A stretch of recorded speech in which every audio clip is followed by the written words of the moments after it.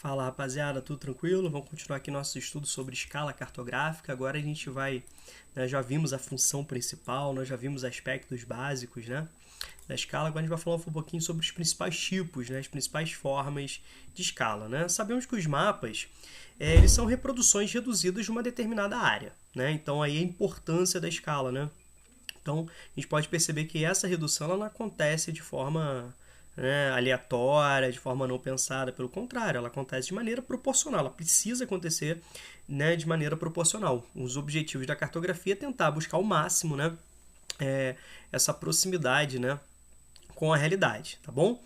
Então, dentro desse entendimento, existem basicamente duas formas de representação da escala, tá certo? Dois tipos principais de representação da escala. Uma é a escala numérica, outra é a escala gráfica que a gente vai estar estudando, A numérica, como o próprio nome já sugere, é utilizada basicamente com números. Já a escala gráfica, como a gente pode perceber, nós temos aqui uma esquematização, Então, nós temos aqui a escala numérica, uma representação, vocês estão vendo aí um exemplo de representação de uma escala numérica, e a escala gráfica a partir de uma esquematização, que parece uma régua, sendo representado. O que a gente precisa saber?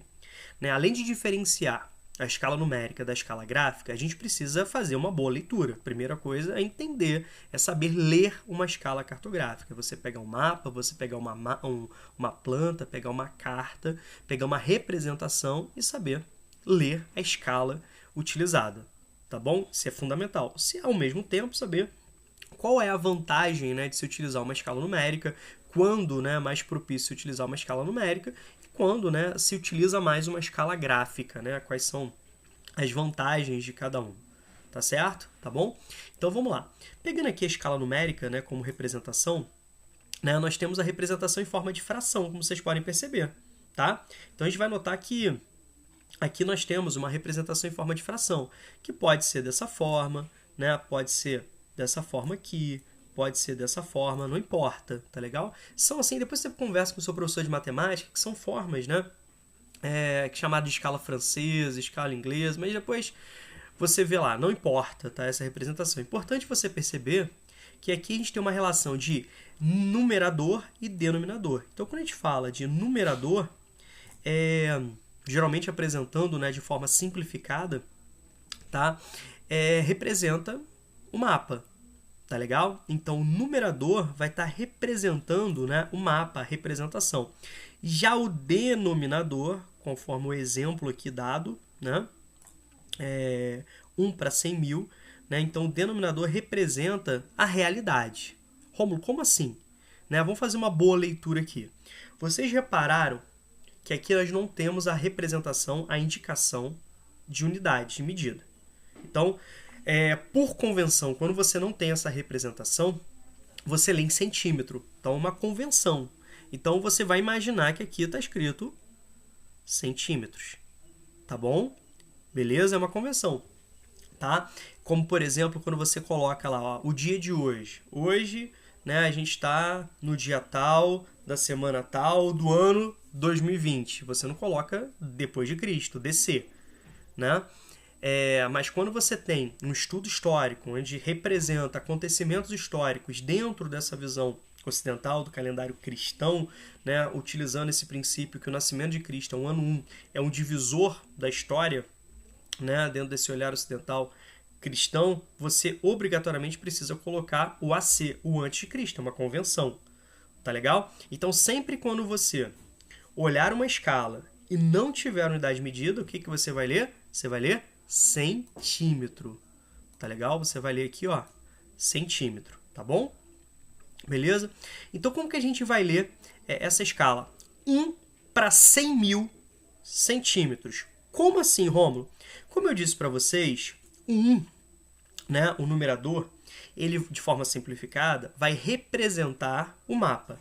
Então, 1 centímetro da representação equivale. Aí você sabe que o denominador representa a realidade. Então, 1 centímetro do mapa representa 100 mil centímetros da realidade. Tá claro? Então, essa é a leitura de uma escala numérica. Muito utilizada, né, quando a gente está falando sobre provas, sobre concursos, sobre vestibular, sobre Enem, é muito utilizada em questões que envolvem cálculo. Porque, de fato, né, te garante uma precisão maior. Então, é muito utilizada a escala numérica em questões que envolvem cálculos. Rômulo, quer dizer que a escala gráfica não se utiliza cálculos? Então, se utiliza também, mas para isso você precisa de uma régua. Né? Como você pode perceber aqui, a representação da escala gráfica vai exigir uma régua. Ou, de fato, né, um distanciamento. E esse distanciamento, a distância no mapa já vai ter que ser indicada para você. Ou seja, desse ponto A para esse ponto B, em linha reta, nós temos X centímetros. Tá certo? Bacana?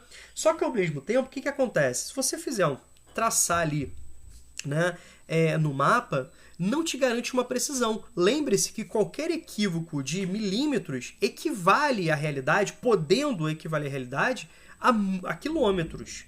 Tá certo? Então, a escala numérica te dá uma precisão maior. Por isso que ela é muito utilizada para questões de cálculo.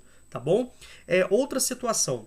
Quando você está utilizando áreas, né, grandes extensões territoriais, quando a gente está falando da superfície terrestre, né, quando a gente está falando, por exemplo, de representações continentais, né, um continente, até mesmo, né, um país, o território de um estado, tá bom? Você vai ler lá naquele mapa, geralmente, a escala gráfica.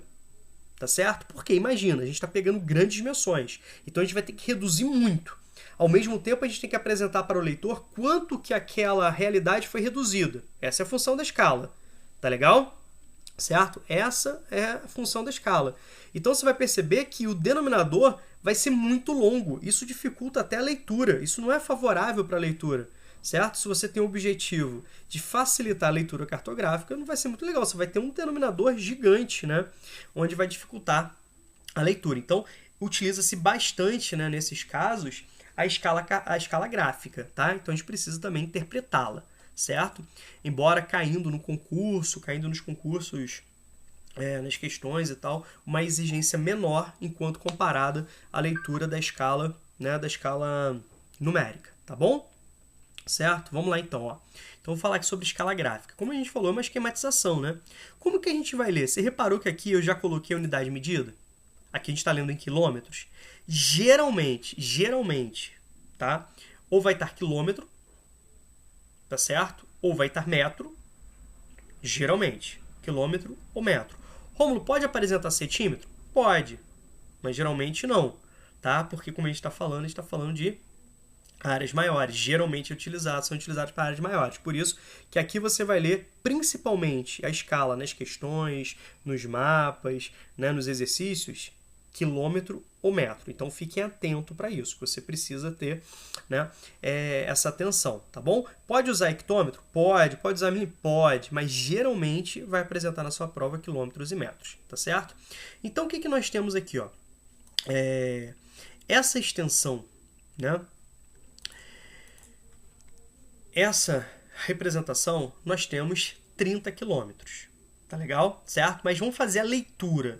Eu sei que daqui até aqui, essa extensão, na representação, equivale, na realidade, 30 quilômetros. Mas vamos fazer a leitura simplificada.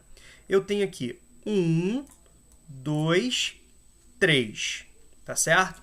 Nesse caso, cada quadradinho está equivalendo a 1 centímetro. Então, 30 dividido por 3, 10. 10 o que, Rômulo? Quilômetros. Então, como que nós vamos fazer essa leitura? 1 centímetro do mapa, ou seja, 1 centímetro da representação, ó, 1, 2, 3. 1 centímetro da representação equivale a 10 quilômetros da realidade.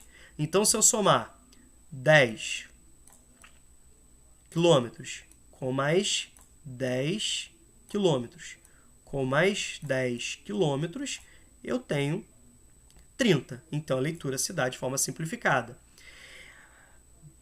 1 centímetro do mapa da representação equivale a 10 quilômetros da realidade. Olha a escala e a definição de escala. A relação entre a representação e a realidade. Eu preciso apresentar para o leitor quanto daquela realidade foi, né? Quanto que aquela realidade foi reduzida para caber naquela representação. Tá legal? Então, espero que tenha ficado claro para vocês as duas formas básicas de representação da escala, a escala numérica, a escala gráfica.